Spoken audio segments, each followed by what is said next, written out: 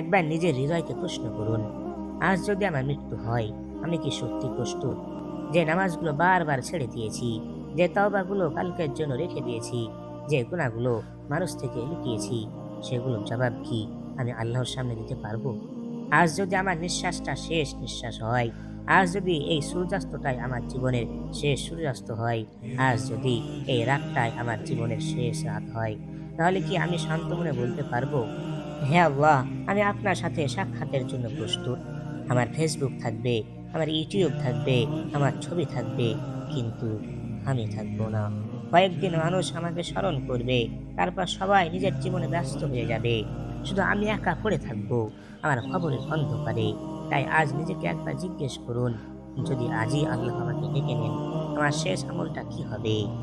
শেষ সিজদাটা কি আমি করে ফেলেছি, নাকি এখনো সময় আছে ভেবে নিজেকে ধোঁকা দিচ্ছি? মৃত্যুর দরজায় কড়া নাড়ার আগে আল্লাহর দিকে ফিরে আসুন।